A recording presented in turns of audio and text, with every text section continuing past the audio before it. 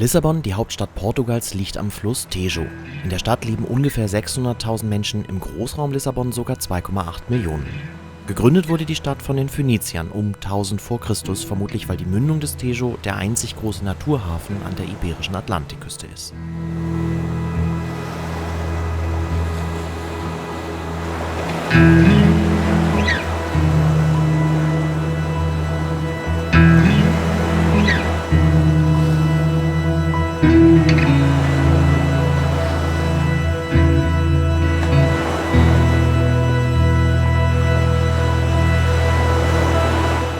Kreuzfahrtschiffe fahren zum Anleger ein Stück in die Flussmündung hinein, vorbei an verschiedenen Sehenswürdigkeiten und unter der beeindruckenden Brücke des 25. April hindurch.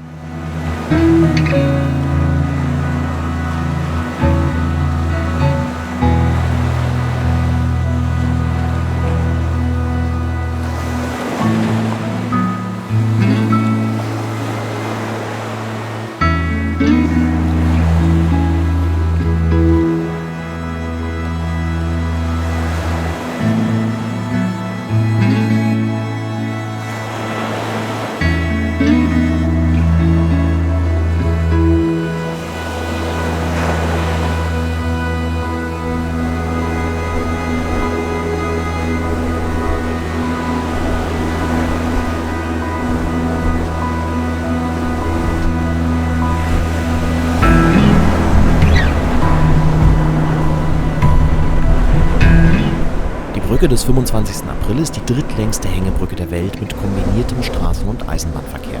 Auf den ersten Blick hat sie Ähnlichkeiten mit der Golden Gate Bridge in San Francisco. Aufgrund der Bauart der Brücke, die Fahrzeuge fahren nicht über eine Fahrbahn, sondern auf Gittern, verursacht der fließende Verkehr ein summendes Geräusch wie ein Bienenschwarm.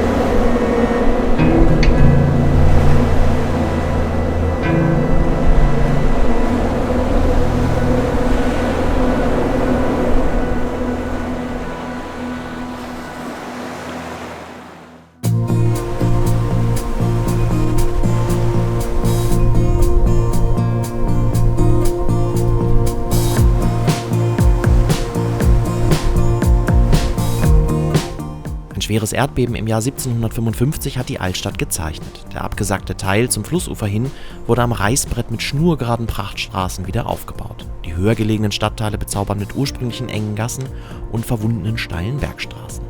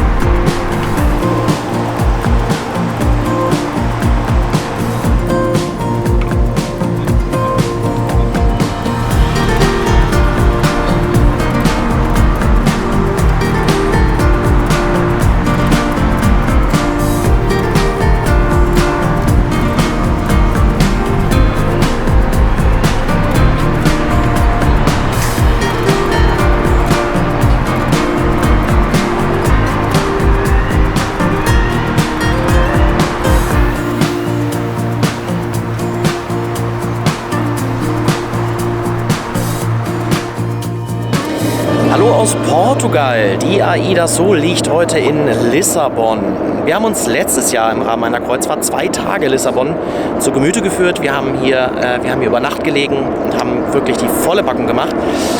Deswegen werden wir das dieses Jahr etwas ruhiger angehen und uns so ein paar Rosinen rauspicken. Wenn du also Lust hast auf die volle Packung Lissabon, dann empfehle ich dir das Video vom letzten Jahr. Das ist jetzt oben und auch unten in der Beschreibung verlinkt. Und wenn du Lust hast auf einen ganz entspannten Tag mit ein paar ausgewählten Sehenswürdigkeiten hier in Lissabon, dann sollst du jetzt auf jeden Fall dranbleiben.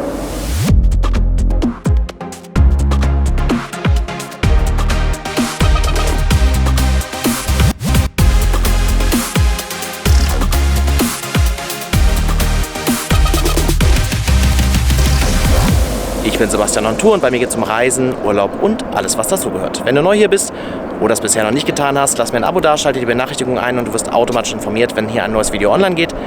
Wenn du auf meiner Website vorbeischaust, sebastian-on-tour.de, kannst du dort den Newsletter abonnieren und wirst auch automatisch auf dem Laufenden gehalten. Und wenn du schon länger dabei bist und mich und meinen Kanal unterstützen willst, dann freue ich mich über jeden Like und jeden Kommentar.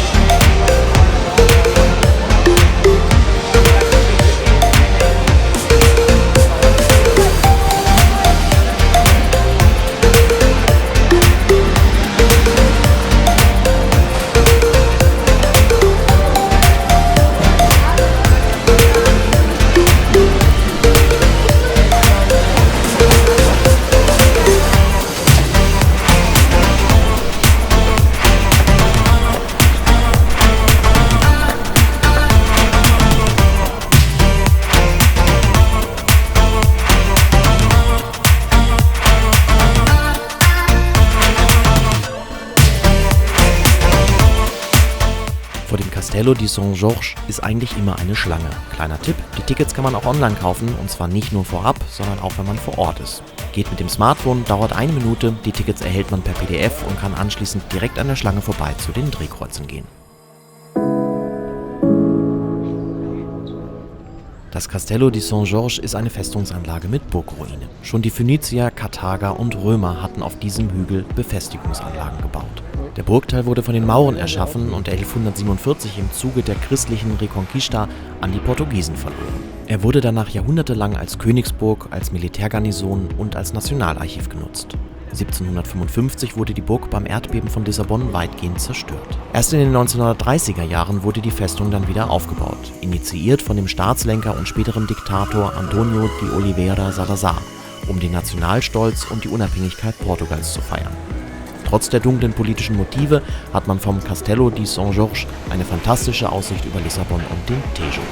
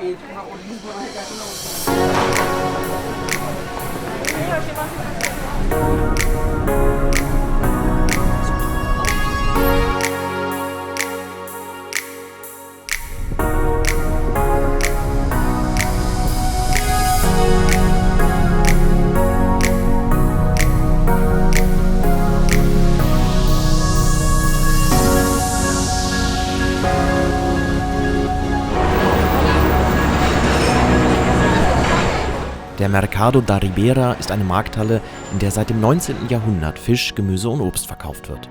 Die Halle wurde am 1. Januar 1882 eröffnet. 2010 suchte die Stadt mit einer Ausschreibung einen neuen Betreiber zur Wiederbelebung des mittlerweile heruntergekommenen Marktes. Den Zuschlag erhielt das Lissabonner Lifestyle-Magazin Time Out Lisboa. Im Jahr 2014 wurden im Westflügel der Markthalle 35 Foodstände um den zentralen Innenraum mit Holzbänken und Tischen angeordnet. Der Schwerpunkt liegt auf traditioneller portugiesischer Küche, vor allem mit regionalen Produkten. Neben dem neuen gastronomischen Bereich wird die Osthalle immer noch als klassische Markthalle mit Marktständen für Obst, Gemüse, Fleisch und Fisch genutzt.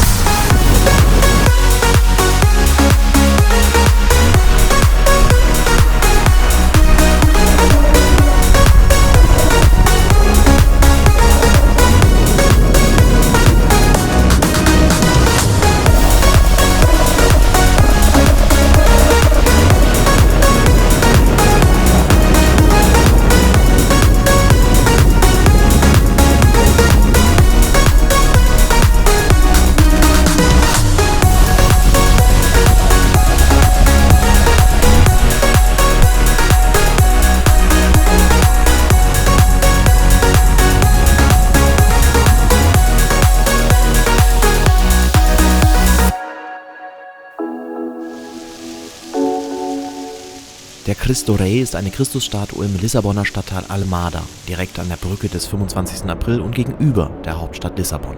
Die Statue steht auf einem 82 Meter hohen Sockel, der sich 113 Meter über dem Tejo befindet.